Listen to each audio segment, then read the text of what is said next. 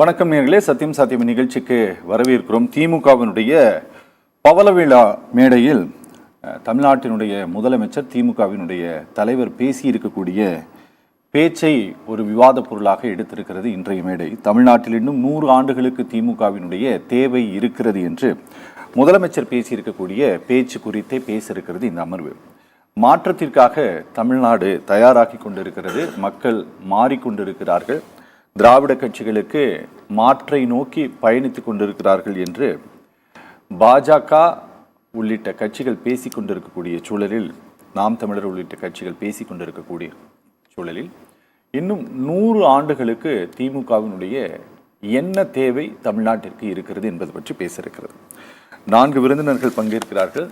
மூத்த பத்திரிகையாளர் திரு நக்கீரன் பிரகாஷ் பங்கேற்கிறார். அதே போல திராவிட முன்னேற்ற கழகத்தினுடைய செய்தி தொடர்பாளர் கவிஞர் சல்மா, மதிமுகனுடைய செய்தி தொடர்பாளர் திரு காரை செல்வராஜ், பாரதிய ஜனதா கட்சியினுடைய செய்தி தொடர்பாளர் தூத்துக்குடி செல்வம் சற்று நேரத்தில் நம்மோடு இணைகிறார். இணைந்திருக்கக்கூடிய மூவரை வரவேற்று நிகழ்ச்சிக்குள் போல 3 பேருக்கு வணக்கம். காரை செல்வராஜ் சார் வணக்கம். இந்த விழா 75ஆம் ஆண்டு விழா இது நடப்பதற்கு முன்பாகவே இந்த திராவிட கட்சிகளை யாராலும் அழிக்க முடியாது, அப்படி யாராவது முயற்சி எடுத்தா அதை காக்கும் சக்தியாக மதிமுக இருக்கும், போர்வாளாக இருப்போம் அப்படின்ட்டுலாம் ஐயா வைகோ பேசியிருந்தாரு. சார், என்ன தேவை இன்னொரு 100 வருஷத்துக்கு இருக்கு சார்? திமுகவினுடைய தேவை என்ன தேவை இருக்கு?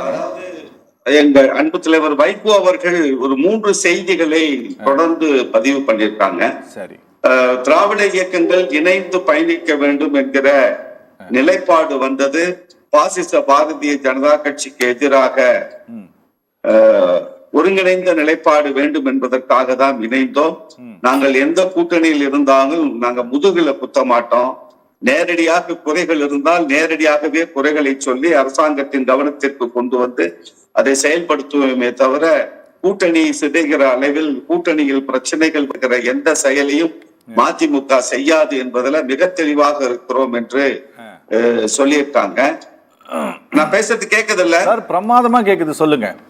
சரி, அதுல இன்னொரு முக்கியமான செய்தி, திராவிடத்தின் பார்வையில் இன்னும் ஒரு நூற்றாண்டுக்கு ஏன் திராவிட இயக்கம் தேவைப்படுகிறது என்பதற்கு நான் முதல்ல பதிவு பண்ணிடுறேன். சரி, ஆங்கிலேயர்களால் தான் சாதி மதம் பிரிக்கப்பட்டது என்று சொல்லுகிறவர்கள் இருக்கிற வரை, வேதம் படித்தால் தான் அறிவியல் வளரும் என்று பேசுகிறவர்கள் இருக்கும் வரை, வேதம் என்பது ஆரியர்களுடையது, சனாதனம் என்பது ஆரிய பார்ப்பனர்களுக்கு சொந்தமானது என்று ஆய்வுகள் சொன்னதற்கு பிறகும் அதை இந்து மத தத்துவமாக பேசுகிறவர்கள் இருக்கிற வரையில் வளர்ச்சியை தடுத்து வன்முறை அரசியலை கையில் எடுத்து அதன் மூலம் அரசியல் லாபம் பெற முடியும் என்கிற வன்முறை சித்தாந்த அரசியலை மேற்கொள்ளுகிறவர்கள் இருக்கும் வரை, கடைசி இந்துத்துவ பழமைவாத நச்சுப்பாம்பு கருத்துக்கள் இருக்கிற வரை திராவிடத்தின் தேவை இருக்கும் என்பது சித்தாந்தத்தின் அடிப்படையிலான செய்தி. இரண்டாவது, ஒரு முக்கியமான ஒரு குறிப்பை சொல்லிடுறேன். எதுவுமே தேவை என்பது முற்று பெற்றதாகவோ நிறைவு பெற்றதாகவோ எந்த காலத்திலும் இருந்ததில்லை. எல்லா தேவைகளுக்கும் தொடர்ந்து தேவைகள் இருந்து கொண்டே இருக்கும். அது காலத்திற்கு ஏற்ப மாற்றங்களோடு தான் அந்த தேவை இருக்கும். ஒரே ஒரு உதாரணம் சொல்லிடுறேன். இன்றைக்கு உலகத்தினுடைய முதல் பொருளாதாரம், மிகப்பெரிய வல்லரசு நாடு, கிட்டத்தட்ட 29 டிரில்லியன் US$ பொருளாதாரத்தை கொண்டு இந்தியாவின் உலகத்தினுடைய முதல் பொருளாதார வல்லரசு நாடு அமெரிக்காவில இப்ப தேர்தல் நடக்குது.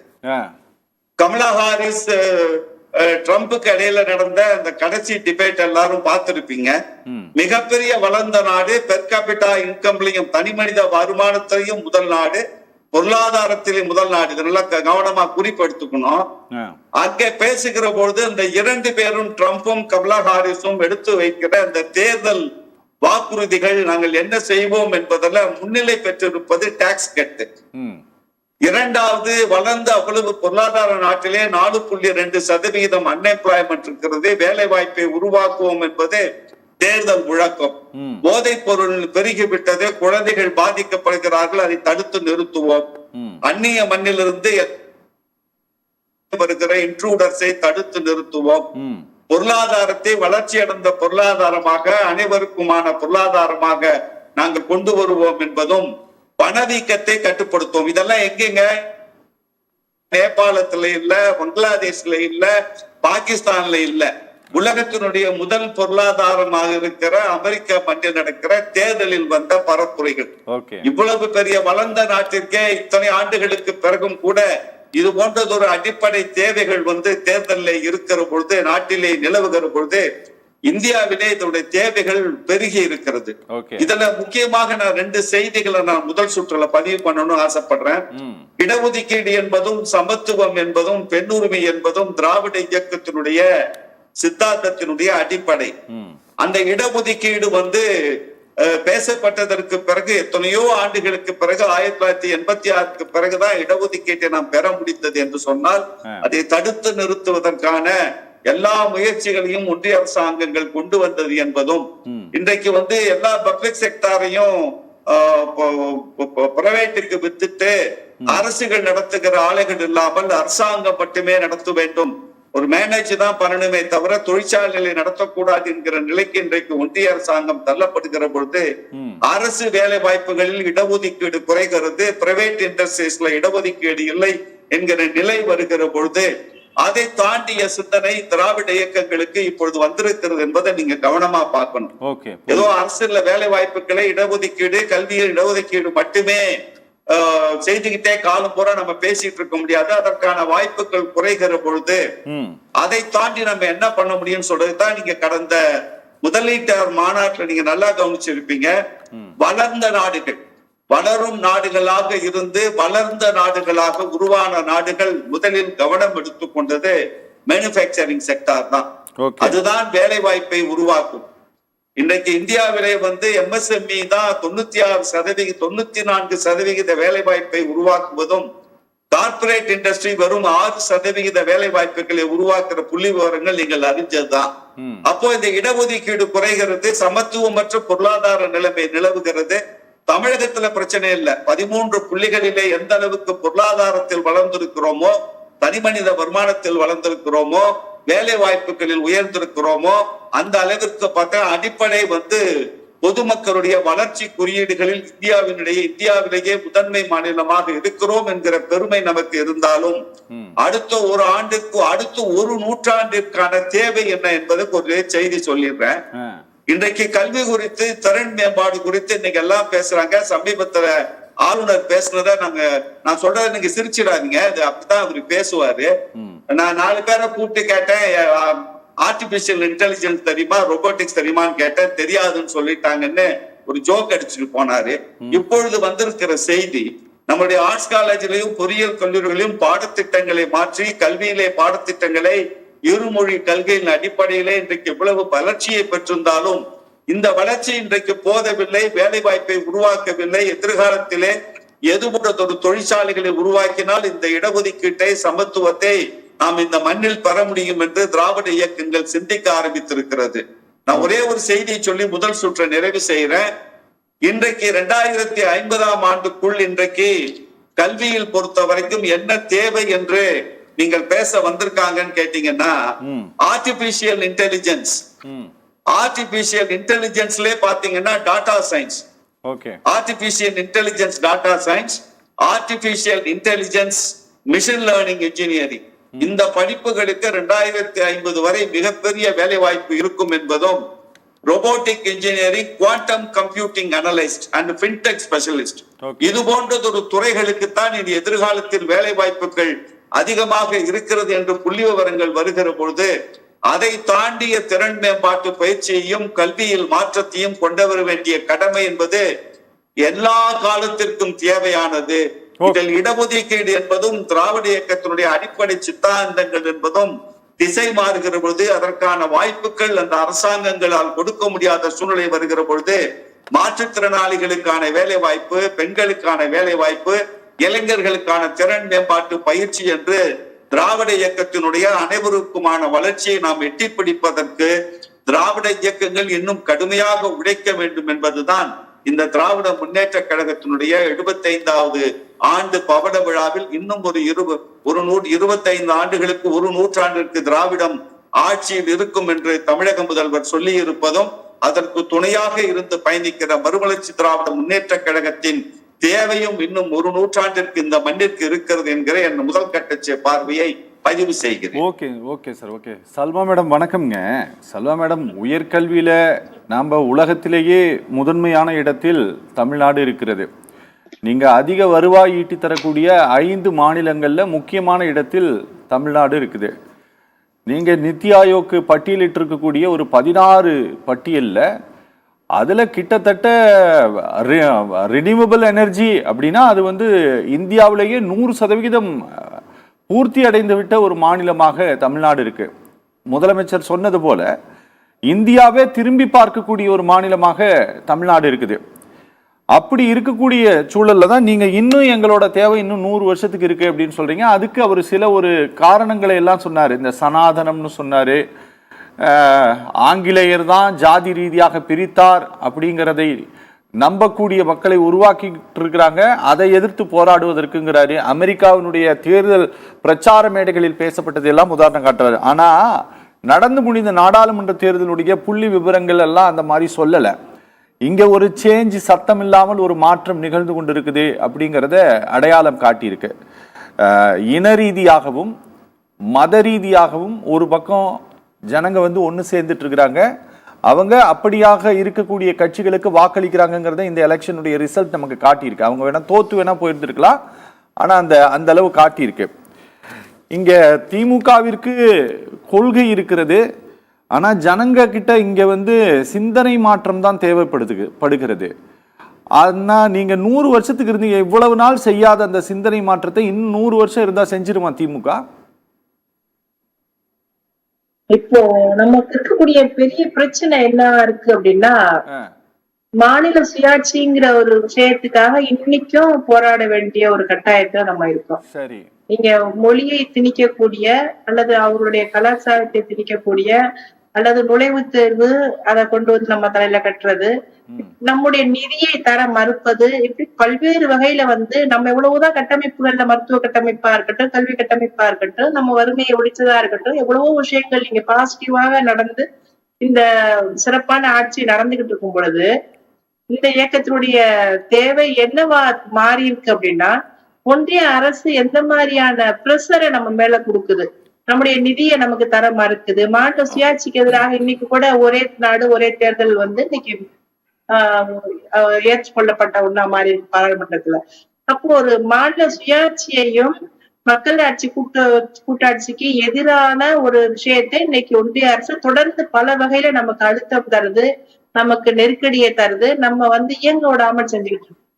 அப்ப அதுதான் நமக்கு இன்னைக்கு போராட வேண்டிய திராவிட இயக்கத்தினுடைய தேவைய முக்கியமான தேவையா பாக்குறேன். ஏன்னா மாநில சுயாட்சியை மீட்டெடுக்கக்கூடிய பல விஷயங்களை தொடர்ச்சியா நம்ம பண்ணிக்கிட்டு இருக்கோம். 2 மொழி கொள்கையை கொண்டு வந்ததுனாலதான் இன்னைக்கு பெரிய அளவுக்கு நம்ம வளர்ச்சி அடைஞ்சிருக்கோம். கல்வி, அவங்க தராத கல்வி, நமக்கான கல்வியை நம்ம கொண்டு நம்ம மிகப்பெரிய அளவுக்கு கொண்டு போய் சேர்த்ததுனாலதான் இன்னைக்கு நம்முடைய வளர்ச்சி கல்வியிலையும் மிகப்பெரிய அளவுக்கு இருக்கு.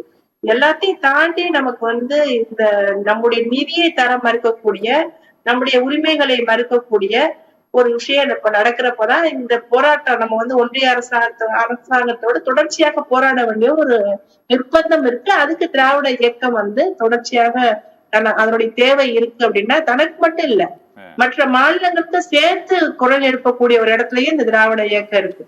நீங்க சமீபத்துல நிதி ஆயோக் கூட்டம் நடந்தது. முதலமைச்சர், தமிழ்நாடு முதலமைச்சர் தான் இதுக்கு எதிராக முதல்ல நாங்க பங்கெடுத்துக்க மாட்டோம், ஏன்னா நாங்க ஓரவஞ்சனையினால எங்களுக்கு பாதிப்பு இருக்குன்னு சொல்றாங்க. அதற்கு பிறகு மற்ற மாநில முதலமைச்சர்களும் நம்மோட கைகோர்க்கிறாங்க. 10 பேர் கலந்துக்கல, 10 முதலமைச்சர்கள் கலந்துக்கல. அப்போ இந்த ஒட்டுமொத்த இந்தியாவுக்கும் சேர்த்து இடஒதுக்கீடாக இருக்கட்டும், அல்லது நிதிக்கான நம்ம குரல் எழுப்பக்கூடிய விஷயமா இருக்கட்டும், அல்லது உரிமை மீட்புக்காக இருக்கட்டும், தொடர்ச்சியாக போராடக்கூடிய இடத்துல முதல் இடத்துல திமுக தான் எடுத்துக்கிட்டு இருக்கு. திராவிட இயக்கத்துடைய தேவை அதை ஒட்டிதான் நம்ம இருக்கு அப்படிங்கறத முதலமைச்சர் பேசியிருக்காங்க. அதான் பேசியிருக்காங்க. இப்போ தேர்தல்ல கொஞ்சம் வாக்குகள் அவங்க அடைஞ்சிட்டாங்க அப்படிங்கிறது அதுக்கான காரணங்கள் வேணா அதிமுக இன்னொரு திராவிட இயக்கம் அது தன்னுடைய அடையாளத்தை இழந்து இன்னைக்கு சிதைஞ்சு போய் இருக்கிறப்போ அந்த வாக்குகள் பிரிஞ்சதுனால வேணா அவங்களுக்கு வாக்குகள் கொஞ்சம் கிடைச்சிருக்குமே ஒழிய, மற்றபடி மக்கள் ஒட்டுமொத்தமா பாஜக வேணும் வேணாம் அப்படிங்கிற ஒரு மனநிலையில தான் இருக்காங்க. பாஜக வேணும்னு நினைச்சிட்டாங்கன்னா ஒரு சீட்டாவது இங்க பார்லிமெண்ட் சீட் அவங்க அட்லீஸ்ட் கோயம்புத்தூராவது அவங்க வந்து வெற்றி பெற வச்சிருப்பாங்க. ஆனா அப்படி நிகழல அப்படிங்கிறப்போ ஒட்டுமொத்தமாக மக்கள் வந்து பாஜக இன்னைக்கு ஒண்ணு முக்கியமான சம்பவத்தை நான் சொல்லணும்னு நான் நினைக்கிறேன்.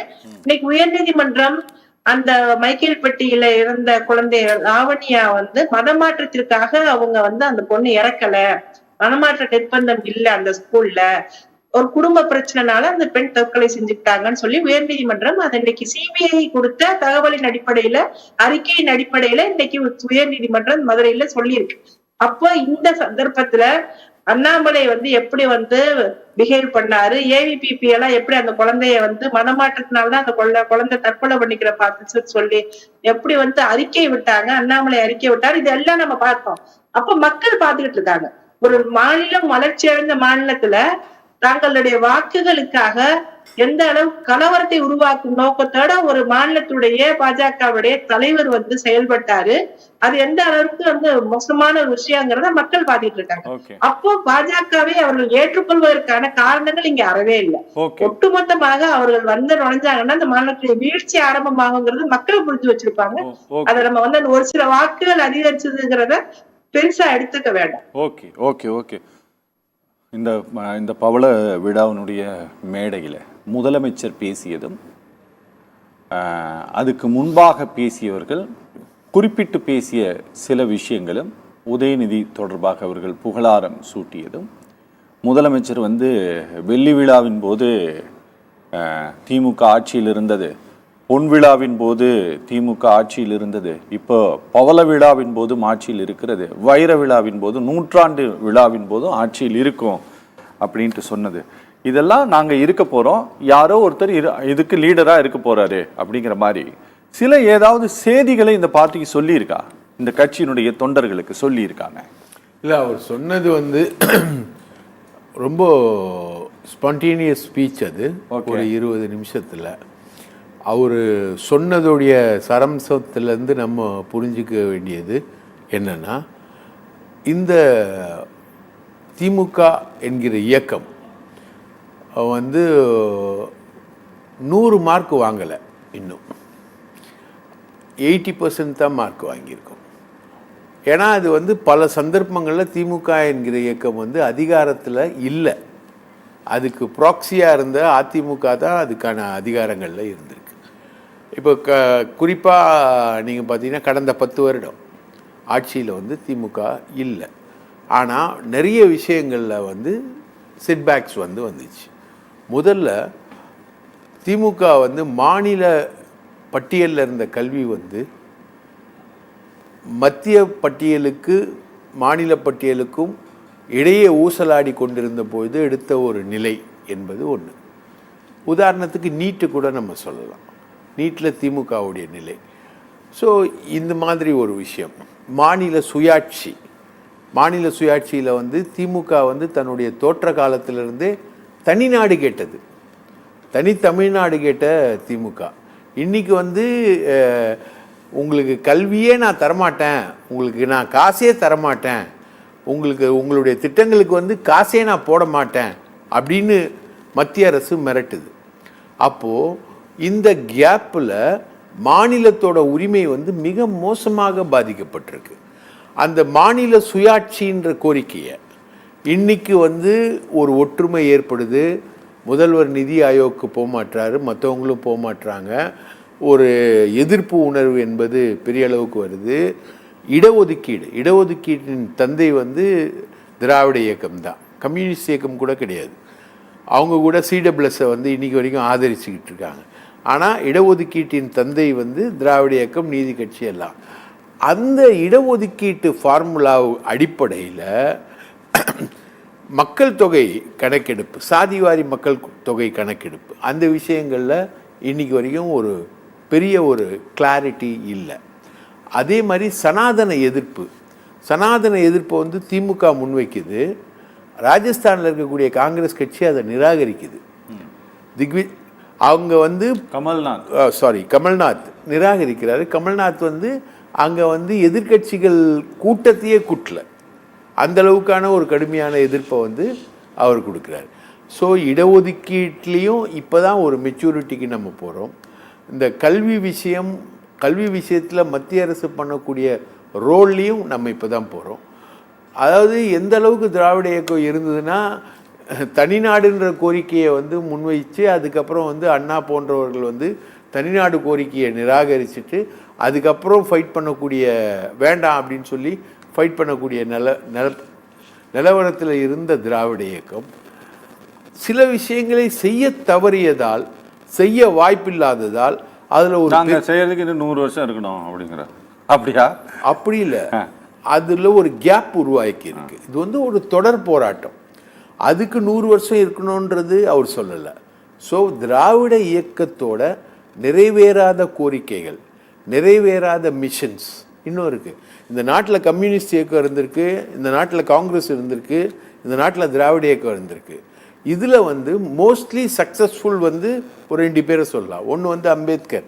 அவர் வந்து தலித்துகளுக்கான விஷயங்களில் வந்து அவர் வந்து ஒரு இன்க்ளூசிவாக போய் அரசாங்கங்களில் பங்கெடுத்து அவர் வந்து சில விஷயங்களை பண்ணார். அதே மாதிரி திராவிட இயக்கம் இன்னைக்கு இருமொழி கொள்கை, ரைட்டா, அதுக்குள்ளே வந்த விஷயம். இப்போ கம்யூனிஸ்ட் கட்சி ஆளக்கூடிய மாநிலங்களில் இருந்த மேற்கு வங்கம், கேரளம், இந்த 2 மாநிலங்களை விட தொழில் வளர்ச்சியில் ஒரு 300% கான்சன்ட்ரேஷன், ரைட்டுங்களா. ஒரு இண்டஸ்ட்ரியலிஸ்ட் ஸ்டேட்டாக கேரளா கிடையாது, educated state, but industrialist state கிடையாது. அதுக்குள்ளே அதை கொண்டு வர முடியல, இண்டஸ்ட்ரியலைசேஷனை அதுக்குள்ளே கொண்டு வர முடியல. ஆனால் தமிழகத்துக்குள்ளே அதே மாதிரி கிட்டத்தட்ட ஒரு 30% மேலே கேரளா மாதிரி நிலப்பரப்புள்ள தமிழகத்தில் இண்டஸ்ட்ரியலைசேஷன் மாசாக கொண்டு வரப்பட்டது. இண்டஸ்ட்ரியல் க்ரோத் என்பது இருந்தது. அதெல்லாம் திராவிட இயக்கத்தோட சாதனை. ஆனால் இது எல்லாத்தையும் தாண்டி பல விஷயங்களை வந்து இன்னைக்கு வரைக்கும் தீர்மானிக்க முடியல.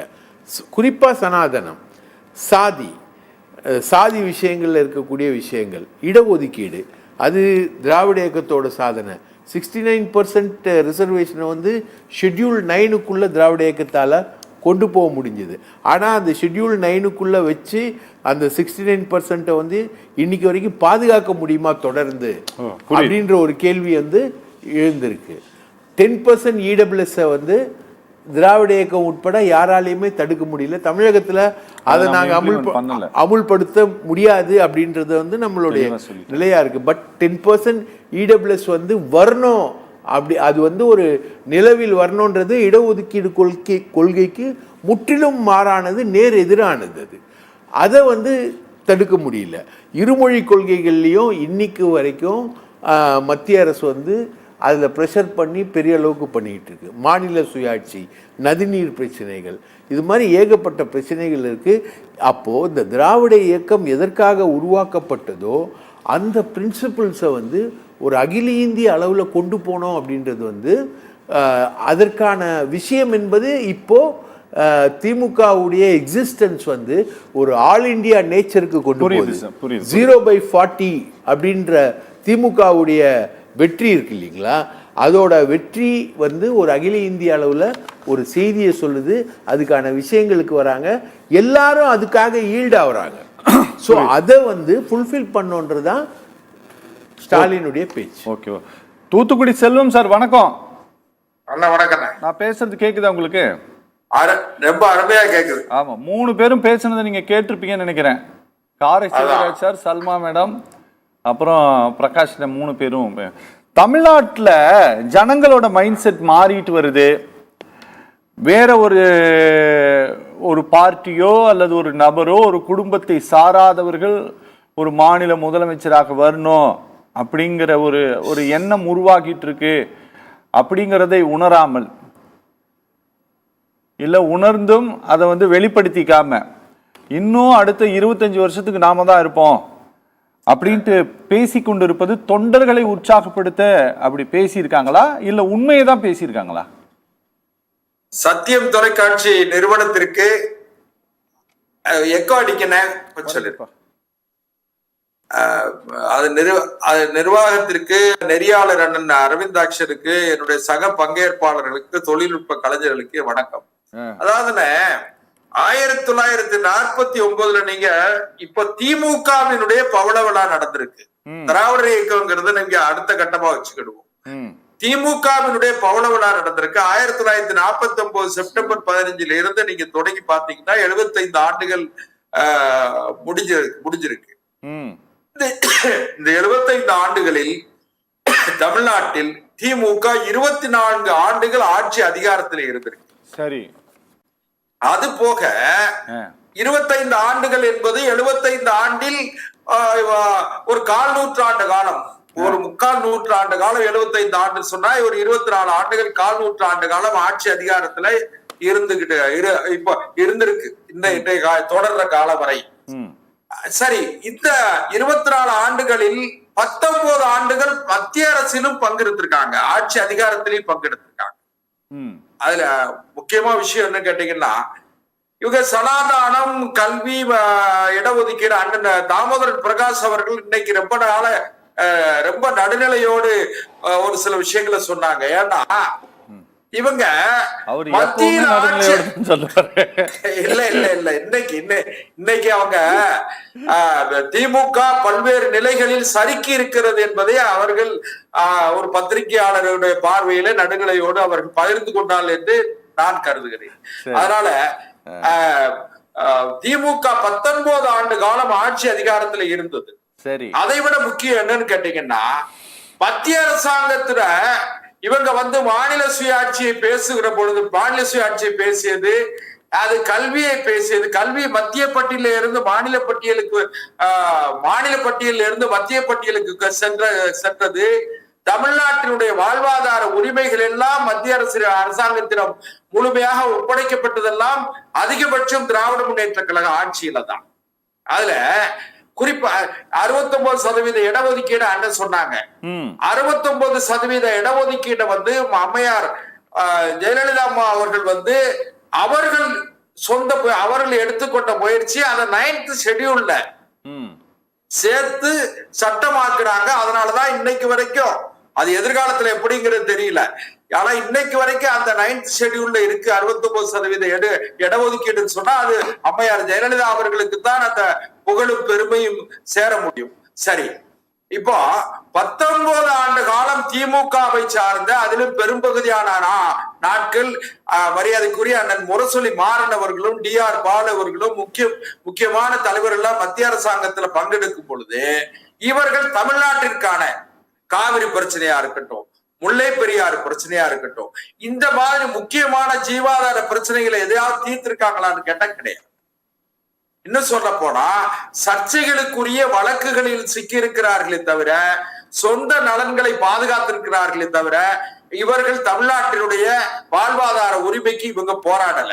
இப்போ 19 வருஷம் மத்தியில ஆட்சி அதிகாரத்துல, அதுல கேபினெட் மினிஸ்டர்ஸா, இன்னும் சொல்ல போனா வலுவான துறைகளை எல்லாம் வைத்திருந்த திமுக அதை செய்ய தவறிய காரணத்தாலதான் இன்னும் 25 வருஷம். என்ன, எதுக்கு 25 வருஷம் தேவை? எதுக்கு? இன்னைக்கு கூட ஒரு சர்ச்சை ஊடகங்கள் எல்லாம், காட்சி ஊடகத்துல மிகப்பெரிய பரபரப்பா பேசப்பட்டது என்ன தெரியுமா? இன்னைக்கே அவரை துணை முதலமைச்சராக திரு உதயநிதி ஸ்டாலின் அவர்களை இன்றைக்கே துணை முதலமைச்சராக அறிவித்து விடுவார்கள் என்றெல்லாம் பத்திரிகைகள், ஊடகம், காட்சி ஊடகங்கள், டெலிவிஷன் மீடியால எல்லாம் விஷுவல் மீடியால பெரிய செய்தியா போயிட்டு இருந்தது, பிரேக்கிங் நியூஸா போயிட்டு இருந்தது. இந்த 25 வருஷம் எதுக்குன்னு கேட்டா, இவர்கள் குடும்பம் ஆள்வதற்காக. இன்னொன்னு சனாதானம்னு சொன்னாங்க. நான் என்ன சொல்றேன், சனாதானத்திற்கு யாரு, நீங்க பாரதிய ஜனதா கட்சி ஏதோ சனாதானம் சொல்ற மாதிரி, ஸ்டாலின் சொல்ற மாதிரி நீங்க சொல்றத நான் கடுமையா மறுக்கிறேன். ஏன்னு கேட்டீங்கன்னா, இருந்த அரசில் 5 ஆண்டு கால திமுக பங்கெடுத்திருந்தது. அது போக நண்பர் காரை செல்வராஜ் என்ன பேசுறாருங்கிறது எனக்கு சரியா கேட்கல. ஆனாலும் கூட நான் என்ன சொல்றேன்னா, அடல் பிகாரி வாஜ்பாயினுடைய செல்ல பிள்ளையாகவே கருதப்பட்ட தலைவர் வைகோ அவர்கள் அந்த பிஜேபியில ஆட்சி அதிகாரத்துல இல்லையா, இவங்களுக்கு தேவைன்னு சொன்னா, ஆட்சி அதிகாரம் வேண்டும்னு சொன்னா, கொஞ்சம் சரி சொல்லுங்க தலைவா. அவங்க 3 பேர் பேசி 3 பேரு கணையை தொடுத்திருக்காங்க, நான் ஒருத்தன் கிடந்து போராடுறேன். அதனால தலைவர் வைகோ அவர்களே கூட அடல் பிகாரி வாஜ்பாய், லால் கிஷன் அத்வானி இவர்களோடெல்லாம் நெருக்கமாக இருந்தவர், இன்றைக்கு இருக்கிறவர். ஏன், இன்னைக்கு இருக்கிற பிரதமர் மரியாதைக்குரிய மாண்புமிகு நரேந்திர மோடி அவர்களோடு நெருக்கமாக இருக்கிறவர் தான். அதனால நான் என்ன சொல்றேன்னா, இவங்களுக்கு தேவைன்னு சொன்னா சனாதானம் வாங்க, தேவைன்னு சொன்னா இடஒதுக்கீடுப்பாங்க, தேவைன்னு சொன்னா கல்வி பிரச்சனை. கல்வியை நீட்டை கொண்டு வந்தது யார்? நான் மற்ற விஷயங்களுக்குள்ள ரொம்ப போக வேண்டாம். நீட்ல கையெழுத்து போட்டது திமுகவினுடைய அமைச்சராக இருந்த காந்தி செல்வன் என்கிற அமைச்சர் தான் கையெழுத்து போட்டு நீட்டுக்கு ஒப்புதல் கொடுத்தது. காங்கிரஸ் அரசுல திமுக பங்கெடுத்திருந்த பொழுது அன்னைக்கு இவங்களுக்கு ஆபத்துன்னு தெரியாதா?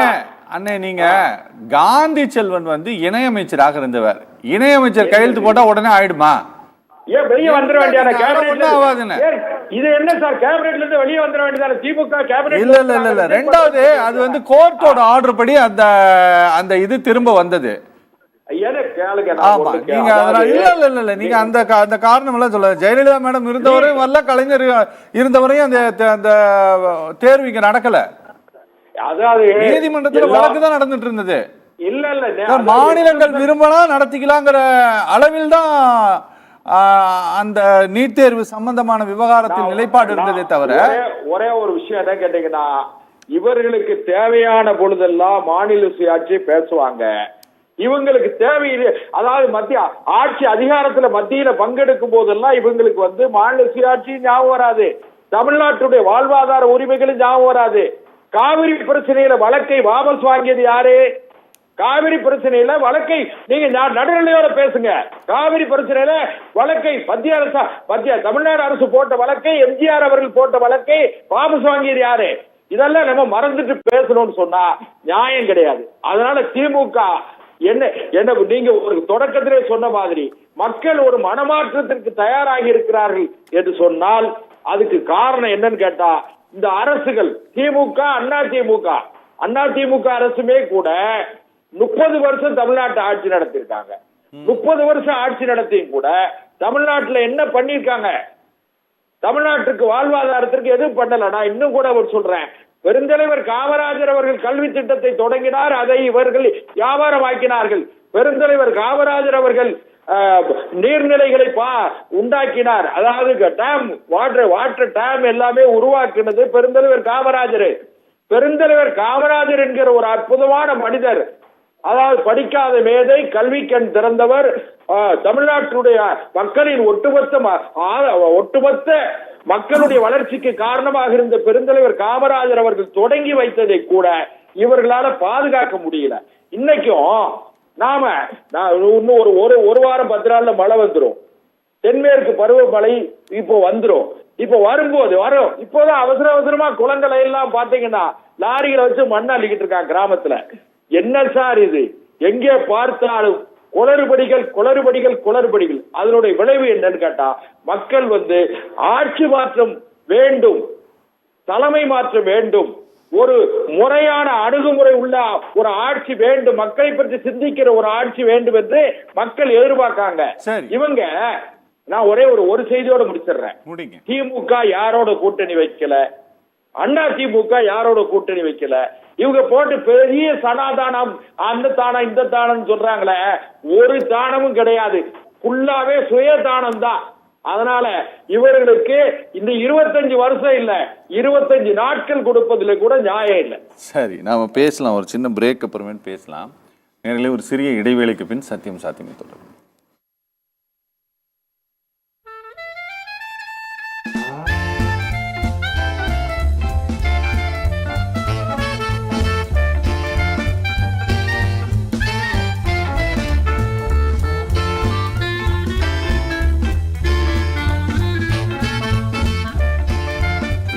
Was designed by a parent.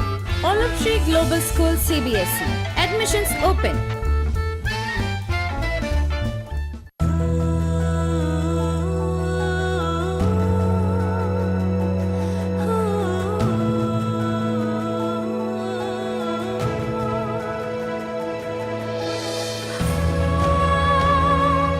Diadem designer dresses for weddings, family functions and birthday celebrations. Showrooms now at Nungambakkam near US Consulate and Anna Nagar near Thirumangalam Metro Station.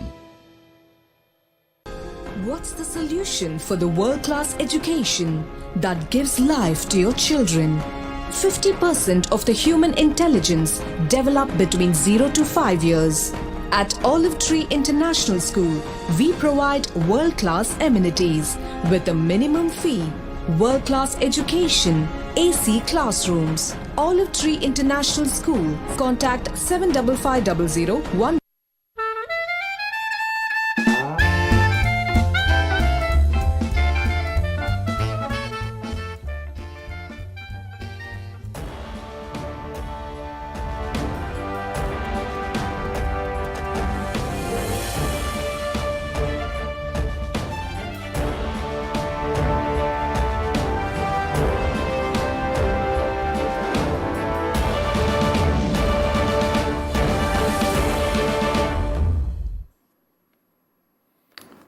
நேரலை சத்தியம் சாத்தியமும் தொடர்கிறது. காரை செல்வராஜ் சார் வணக்கம். காரை செல்வராஜ் சார், நீங்கள் எதுவும் தவறாக நினச்சிக்காதீங்க. அதாவது சல்மா மேடம் பேச வேண்டிய விஷயங்களை எல்லாமே நீங்கள் முதல் சுற்றில் பேசிட்டீங்க. ஏன்னா மதிமுக ஒரு திராவிட இயக்கமாக இருக்கக்கூடிய காரணத்தினால் சார், இன்னைக்கு இருக்கக்கூடிய சென்ட்ரல் கவர்மெண்ட்டால் இதுக்கு முன்னால் இல்லாத அளவிற்கு இதே மாதிரியான பிரச்சனைகள் காங்கிரஸ் அரசாங்கம் இருந்த போதும் இதே மாதிரியான ஹிந்தி திணிப்பு, அப்பவும் போய் கருப்பு தார் எடுத்துட்டு போய் சாலையில் இருந்த ஹிந்தி எழுத்துக்களை அழிச்சது, இப்படி அப்பவும் இதே மாதிரி பணம் கொடுங்கன்னு கேட்டது, பணம் கொடுக்கலன்னு சொல்லி குற்றச்சாட்டு வச்சது, பாட திட்டங்களில் சில தேர்வு முறைகளில் சில பிரச்சனை, இப்படி எல்லாமும் எல்லா டைமும் இருந்தது. சென்ட்ரல் கவர்மெண்டோடு எல்லா காலத்திலையும் நமக்கு பிரச்சனை இருந்துட்டு தான் இருந்தது. இன்னைக்கு நீங்க ரொம்ப இந்த திராவிட இயக்கங்கள் ரொம்ப ஊதி பெரிதாக ஒரு பெரும் பூதத்தை காட்டுவது போல இன்னைக்கு இருக்கக்கூடிய சென்ட்ரல் கவர்மெண்ட்டை காட்டிட்டு இருக்கிறீங்களா நீங்க தமிழ்நாட்டில்? இல்ல இப்ப பழைய ஒன்றிய அரசாங்கங்கள், அது காங்கிரஸ் அரசாங்கத்தினுடைய காலத்தில் கூட இது போன்றது ஒரு பிரச்சனைகளை திராவிட இயக்கங்கள் சந்தித்திருக்கிறது என்பதுல மாற்று கருத்து இல்லை. சரி, முதலாவது இந்திய எதிர்ப்பு போராட்டம் இந்திய சுதந்திரத்திற்கு முன்பாக வந்தது 1937-38 தொடங்கி 60களில் நடந்த இந்திய எதிர்ப்பு போராட்டம் எவ்வளவு பெரிய போராட்டமாக முன்னெடுக்கப்பட்டது என்பதும் பேரறிஞர் பெருந்தகை அண்ணா அவர்கள் பாராளுமன்றத்தில் இது குறித்து எவ்வளவு பேசி இருக்கிறார். 77, 79, 79 துவங்கிற அன்பு தலைவர் வைகோ அவர்களும் இது குறித்து பாராளுமன்றத்தில் மேலவைகளில் காங்கிரஸ் அரசாங்கத்திற்கு எதிராக மிகப்பெரிய போர்க்களத்தை சமைத்திருக்கிறோம். ஆனால் அப்ப இந்த 69, 70களுக்கு பிறகு என்ன வந்ததுன்னு கேட்டீங்கன்னா, ஒரு திட்டம் கொண்டு வந்தால் அந்த திட்டத்தை அடமண்டா நாங்க செயல்படுத்துவோம், உங்களை கேட்க மாட்டோம், ஒரு பேச்சுவார்த்தை நடத்த மாட்டோம், நாடாளுமன்றத்தில் கூட நாங்கள் விவாதத்திற்கு அனுமதிக்க மாட்டோம், ஜாயிண்ட் பார்லிமெண்டரி கமிட்டிக்கு நாங்க எந்த மசோதாவையும் கொண்டு செல்ல மாட்டோம் என்று மக்கள் விரோத திட்டங்களை எல்லாம் அடிமை சிந்தனையோடு மாநில அரசாங்கங்களை முடக்கிவிட்டு, நாடாளுமன்ற ஜனநாயகத்தை முடக்கிவிட்டு, இதுக்கு ஒரே ஒரு புள்ளி விவரம் சொல்றேன் சார். 17 நான் குறுக்கிடுவதற்கு நீங்க மன்னிக்கணும் சார். இதே மாதிரி பிரச்சனைகள் அன்னைக்கு கூட்டணி அரசாங்கத்தில் திமுக இருந்ததுனால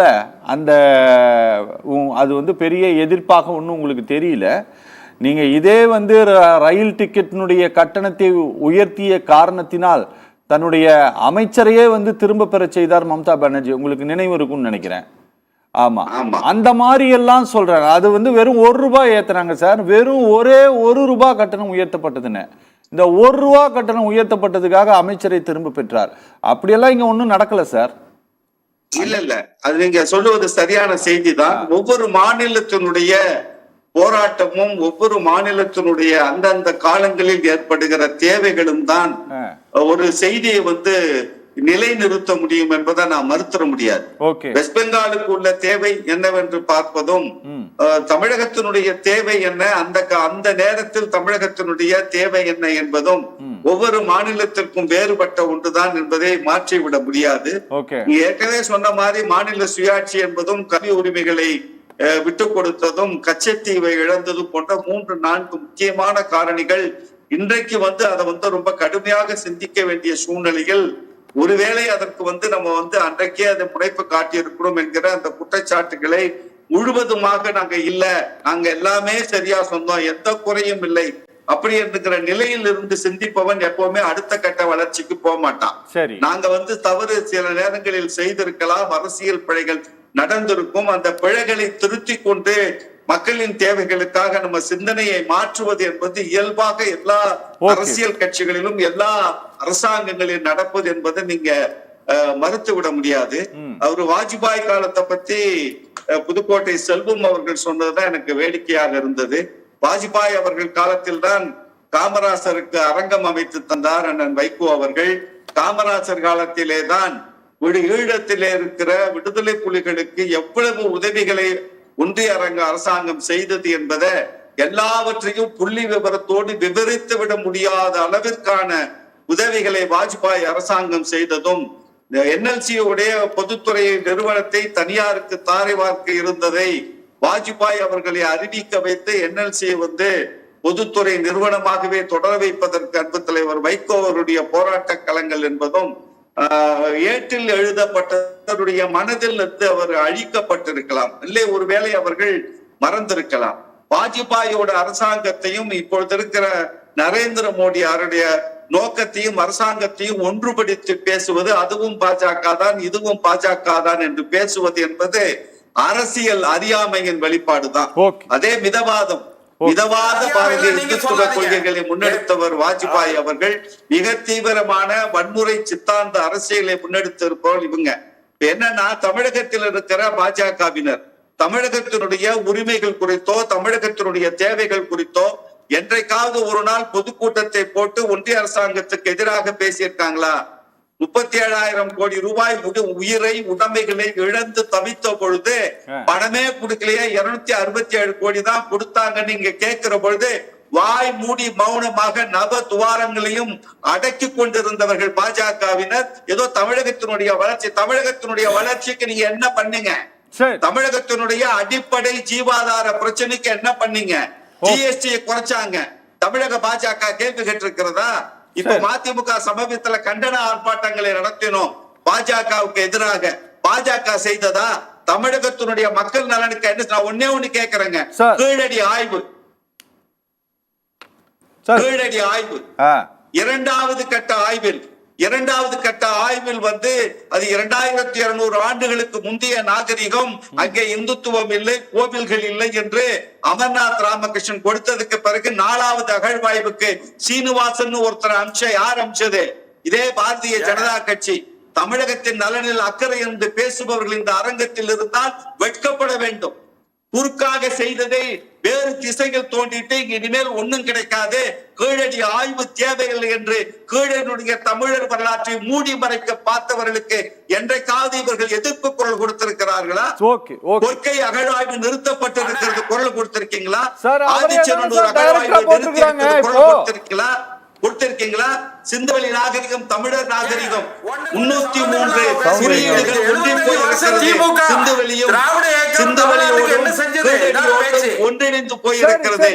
இருக்கிற எழுத்துக்கள் தமிழ் எழுத்துக்கள் தான் என்ற ஆய்வுகள் முடிவை வெளியிட மறுக்கிற ஒரு பாரதிய ஜனதா கட்சியினுடைய அரசாங்கத்துக்கு வக்காலத்து வாங்குபவர்கள் என்றைக்காவது இந்த தமிழ் சமூகத்தினுடைய வளர்ச்சிக்கு உங்கள் குரல் இந்த மண்ணில் ஒலித்திருந்தால் நீங்க சொல்றதை நான் கேட்கலாம். என்ன அரசியல் பண்றீங்க?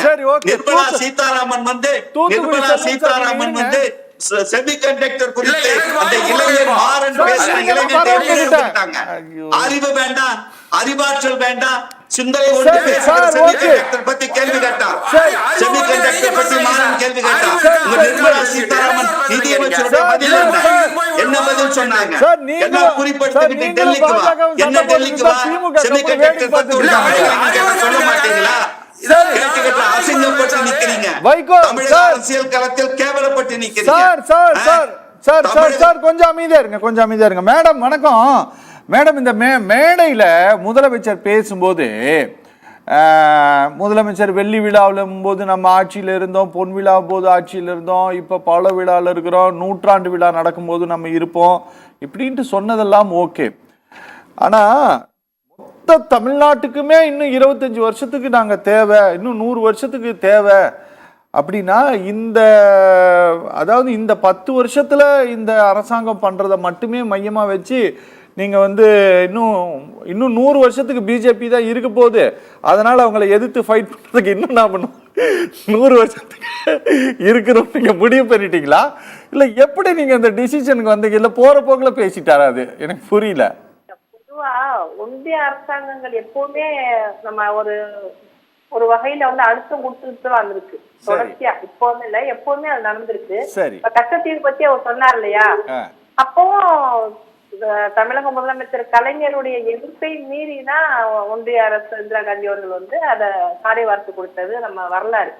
ஆனா 30/6/74 கலைஞர் வந்து இது நமக்கு சொந்தமான ஒரு தீவு, இதை கொடுக்க கூடாதுன்னு ஆதாரங்களோட கடிதம் எழுதி தன்னுடைய எதிர்ப்பை வலுவாக பதிவு செஞ்சது வரலாறு. அப்படிதான் இந்த ஒன்றிய அரசு சில சமயங்கள்ல வந்து நமக்கு வந்து சில நிர்பந்தங்களை தரக்கூடிய காலகட்டத்தை நம்ம பல சந்தர்ப்பத்துல பார்த்திருக்கோம். இப்ப கூட்டணியில நீட்டை பத்தி அவர் பேசினார் இல்லையா, நம்ம வந்து கலைஞர் காலத்துல வந்து 42 அணைகள் தமிழ்நாட்டுல கட்டப்பட்டுச்சு.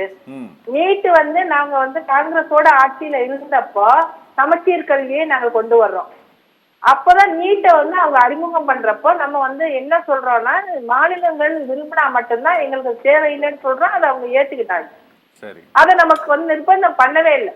அப்ப நம்முடைய உரிமைகள் இங்க விட்டு கொடுக்கப்படல. நம்ம சமச்சீர் கல்வியை கொண்டு வரதுக்கு அவங்க ஒத்துக்கிட்டாங்க. அப்ப நம்ம கல்வி உரிமையை நம்ம எந்த இடத்துலயும் நம்ம இழக்கல. அதை நம்ம முதல்ல புரிஞ்சுக்கணும்.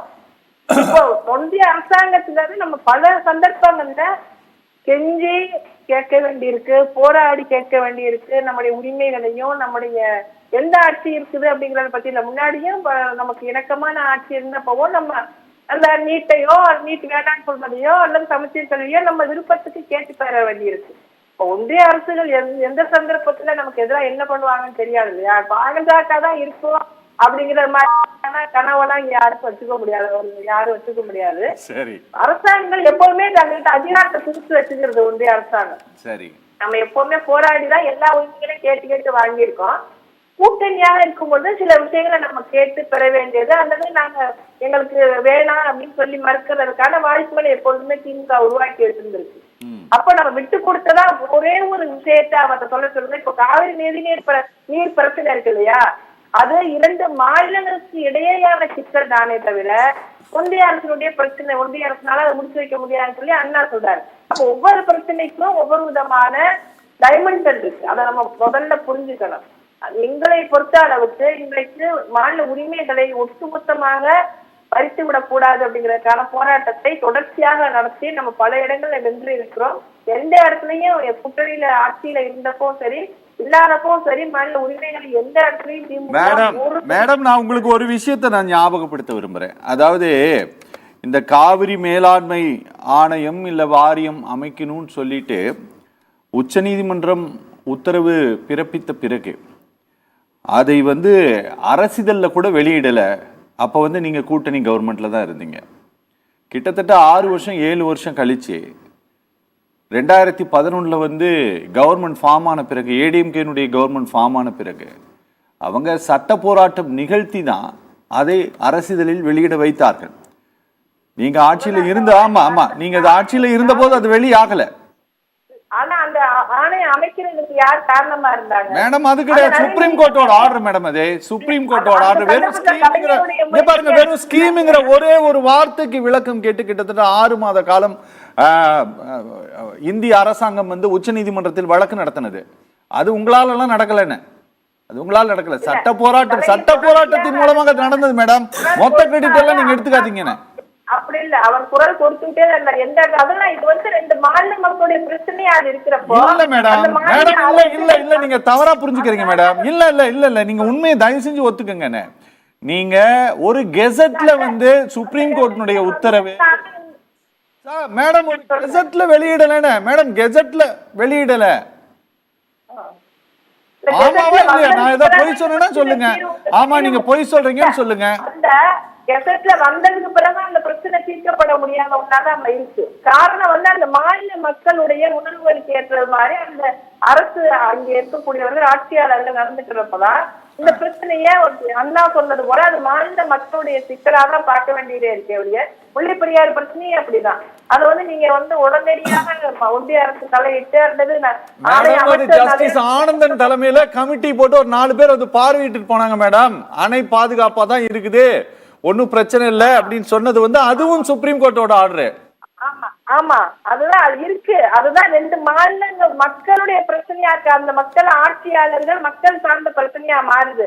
ஒவ்வொரு ஆட்சி வர்றப்பவும் அந்த மக்கள் என்ன மாதிரி ஃபீல் பண்றாங்கன்னா அதுக்கேற்ற மாதிரியான ஒரு முடிவை அவங்க எடுக்க வேண்டிய ஒரு கட்டாயம் இருக்கு. அதனாலதான் அதை வந்து மக்களுடைய பிரச்சனையா தான் அதை பாக்குறீங்க. அப்படியே அது தீர்க்க அதனால இன்னைக்கு எதிர்த்துல வந்ததுக்கு அப்புறம் தீர்க்க முடியாத காரணமும் அதான் இருக்கு. லோக்கல் ஆட்சியில யார் இருக்காங்களோ அவங்களுக்கு ஏற்றது மாதிரி அந்த பிரச்சனையை மாத்துறாங்கிறதா நமக்கு அதை தீர்க்க முடியாத ஒண்ணா மாறிக்கிட்டு இருக்கு. எதிர்த்துல வந்ததுனாலே இன்னைக்கு தீர்க்க முடியாத காரணம் அதுதான். Okay madam. Thoothukudi Selvam sir, நீங்க பதில் சொல்ல விரும்புறீங்களா ஏதாவது? அவருக்கு காரை செல்வம் உடனே எனக்கு டைம் ஆயிடுச்சு. அதான் வேற ஒண்ணு இல்ல, சுருக்கமா முடிச்சிருங்க. இல்ல ரொம்ப சீக்கிரம் முடிச்சிடறா. நண்பர் காரை செல்வராஜ் வந்து அறிவு இருக்கா அது இருக்கான்னு பேசுறாரு. சொல்லல இல்ல நீங்க அவர் சொல்லாதீங்க. இல்ல அப்படியெல்லாம் சொல்லல. நீங்க அவர் சொல்லாததெல்லாம் சொல்லாதீங்க தயவு செஞ்சு. நான் சொல்லிடுறேன். ஒண்ணு 2009 மத்திய அரசாங்கத்துல பங்கெடுத்திருந்த கலைஞர் அவர்கள் நினைத்திருந்தால் 1.5 லட்சம் தமிழர்களை ஈழத்தில கொன்று குவித்த, தமிழ் பெண்களை கற்பழித்து கொன்று குவித்த சிங்கள காடையன் அரசு ராஜபக்ச அரசை தடுத்திருக்க முடியும். மத்திய அரசாங்கம் ஒரு திமுகவினுடைய நாடாளுமன்ற உறுப்பினர்களை வாபஸ் வாங்குறேன்னு சொல்லி அவர் வந்து வாபஸ் வாங்குற லெட்டர் கொடுத்திருந்தா போதும். ஆனால் அதையெல்லாம் செய்யாத இந்த கூட்டத்தோடு மதிமுகவும் கூட்டணி வைத்து அடிமைத்தனமாக மதிமுக அடிமை சாசனம் எழுதி கொடுத்திருக்கிறது என்பதை மறைப்பதற்காக என்னவோ தமிழ்நாட்டோட அடிப்படை ஜீவாதார உரிமை, வாழ்வாதார உரிமை எல்லாம் பேசுறதுக்கு நண்பர் காரை செல்வராஜ் போன்றவர்களுக்கு இந்த அடிப்படை உரிமை இல்லை. திமுகவுக்கும் தமிழர்களுடைய உரிமையை பற்றி பேசுவதற்கு எந்த தார்மீக உரிமையும் இல்ல. முல்லை பெரியாராக இருக்கட்டும் அல்லது காவிரி பிரச்சனையாக இருக்கட்டும், எல்லாமே சட்டப்படி சட்ட போராட்டம் நடத்தி அதில் பெரும்பகுதி மக்கள் திலகம் எம்ஜிஆர் அவர்களுக்கும் புரட்சி தலைவி அம்மையார் ஜெயலலிதா அவர்களுக்கு தான் பங்குவிட்ட தவிர திமுக தமிழ்நாட்டினுடைய உரிமையை விட்டுக் கொடுத்திருக்கிறதை தவிர காப்பாற்றவில்லை என்பது என்னுடைய குற்றச்சாட்டு, பாரதிய ஜனதா கட்சியோட குற்றச்சாட்டு. இன்னொன்னு, தமிழ்நாட்டை பொறுத்தவரையில் பாரதிய ஜனதா கட்சி மதிக்க தகுந்த வளர்ச்சி பெற்று வருகிறது. நாங்கள் மக்கள் மனதிலே மதிக்க தகுந்த இடத்தை பெற்று வருகிறோம். பாரதிய ஜனதா கட்சி பிரதமர் நரேந்திர மோடி அவருடைய தலைமையில் தமிழ்நாட்டிலும் நாங்கள் காண்பதிக்கிற காலம் நெருங்கி கொண்டிருக்கிறோம். ஓகே. நான் சல்மா மேடம் கேட்கும்போது நீங்க கொஞ்சம் சிரிச்சிங்க. நீங்க ஒருவேளை 100 வருஷம் பிஜேபி இருக்க போகுதுங்கிறதுனால ஏத்துக்கிட்டே இருக்கு. நாங்க 100 வருஷம். ஆனால் நிஜமாலுமே இவர்கள் சொல்லக்கூடிய இந்த விஷயங்கள் இருக்குல்ல, இப்போ நீங்களும் தொடக்கத்தில் நீங்க அதை ஆமோதித்து தான் கிட்டத்தட்ட பேசுனீங்க. அப்படி ஒரு பேரச்சத்தை கொடுத்துருக்குதா இந்த 10 ஆண்டு கால பிஜேபி அரசாங்கம்? கண்டிப்பா இப்போ ஒரு பேரச்சத்தை வந்து கொடுத்துருக்கு. வாஜ்பாயோடைய கவர்மெண்ட் வந்து இப்போ மென்ஷன் பண்ணாங்க இல்லையா, ஈழ பிரச்சனையில் வந்து நிறைய இல்லை. நான் இதையும் சேர்த்து நான் கேட்க விரும்புகிறேன். அதாவது இந்த தமிழ்நாட்டோட ஒத்த மனநிலைக்கு இந்தியாவினுடைய பிற மாநிலங்களும் மாறிக்கொண்டிருக்குதா, அதையும் பிரதிபலித்திருக்கிறாரா தமிழ்நாட்டினுடைய முதலமைச்சர்? கண்டிப்பா. இப்போ வந்து திமுகவுக்கு ஒரு பெரிய சே இருக்கு. இப்போ சாதாரணமாக பேசுறதை விட ஒரு மைக் வச்சு பேசினா எப்படி கேட்கும், சாதாரணமா பேசினா வீட்டுக்குள்ள கேட்கும், மைக் வச்சு பேசினா ஊருக்கே கேட்கும். கரெக்ட். அந்த மாதிரி திமுக தமிழகம் வந்து தொடர்ந்து பாஜகவை எதிர்த்து ஒரு பெரிய அடியை அளவிலான எம்பிக்களை வந்து அனுப்பிக்கிட்டே இருக்கிறாங்க. ஸோ அது வந்து ஆல் இண்டியா லெவலில் ஒரு பெரிய விஷயம் இருக்கு. அதுதான் ராகுல் காந்தி பேசுறாரு, you cannot win over Tamil Nadu அப்படின்ற அந்த ஃபேமஸ் பேச்சு. ஸோ தமிழ்நாட்டோட சுயமரியாதை இயக்கம், இடஒதுக்கீடு, பல விஷயங்கள் வந்து இப்போ மேலே எடுத்து, அதாவது இந்த மாநிலத்தை தாண்டியும் இங்க இருக்கக்கூடிய குரல் வந்து திமுக சிந்தனை குரல் வந்து ஒலிக்க தொடங்கிருச்சு. ஆமாங்க, பேருந்து இலவசமே கூட தமிழகத்தில் செய்யப்பட்ட பேருந்து இலவசம் கர்நாடகாவில் எடுத்துக்கொள்ளப்பட்டிருக்கு, மிகப்பெரிய அளவில் எடுத்துக்கொள்ளப்பட்டிருக்கு. இப்போ ஒவ்வொரு மாநிலங்கள்லையும் எடுத்துக்கொள்ளப்பட்டிருக்கு. இமாச்சல் பிரதேசத்துலலாம் ஒரு பெண்மணி வந்து சாதாரணமாக வந்து இங்கே கொடுக்கக்கூடிய இந்த ஊக்கத்தொகை மாதிரி பல மடங்கு அங்கே தரப்படுகிறது இமாச்சல் பிரதேசத்தில். அந்த மாதிரிலாம் நிறைய விஷயங்கள் இங்கேருந்து எடுக்கப்படுது, இலவச திட்டங்கள் எடுக்கப்படுது. உணவு, காலை உணவு திட்டம், சத்துணவு திட்டம், இதெல்லாம் கூட பெரிய அளவுக்கு எடுக்கப்படுது. நான் கடைசியாக சொல்ல விரும்புகிறது ஒன்றே ஒன்று தான். திராவிட இயக்கம் நிறைய சாதிச்சிருக்கு, நிறைய சாதிக்காமலும் போயிருக்கு. ஆனால் தமிழர்களுக்கு ஒரு பிரச்சனைன்னும் போது ஒற்றுமையாக நிற்கணும் அப்படின்றத வந்து இந்த திராவிட இயக்கங்கள் மறந்து போயிருக்கு. தமிழர்களுடைய இப்போ கேரளாவில் ஒரு ப்ராப்ளம்னா கேரளாவில் இருக்க எல்லா கட்சியும் ஒன்றா சேரும். கர்நாடகாவில் பிரச்சனைனா கர்நாடகாவில் இருக்க கட்சிகள் எல்லாமே ஒன்றா சேரும். ஆனால் மற்ற எல்லா மாநிலத்திலும் ஒன்றா சேரும். தமிழகத்தில் மட்டும்தான் அந்த மாதிரி ஒன்றா சேராமல் போனதோட காயம் எதில் நம்ம பட்டோன்னா ஈழத்தமிழர் பிரச்சனை இல்லை. ஈழத்தமிழர் பிரச்சனையில் ஒரு இனம் அழிக்கப்பட்டது, ஒழிக்கப்பட்டது. அதுக்கு எதிராக வந்து பல கட்சிகள், திமுக ஒரு விதத்துல போராடிச்சு, மதிமுக ஒரு விதத்துல போராடிச்சு, நடத்தினாங்களே, எல்லாமே நடத்தினாங்க. ஆனா அதுல வந்து ஒரு உறுதியான நிலை இல்ல. அந்த நிலை இல்லாததுனால அழிஞ்சது யாரு? தமிழ் இனம். ரொம்ப நன்றி நேயர்கள் மற்றும் நிர்வாகம் சார்பா. காரை செல்வராஜா, நீங்க ஏதாவது இறுதியா சொல்ல விரும்புறீங்களா? நான் நிகழ்ச்சி முடிக்க போறேன்.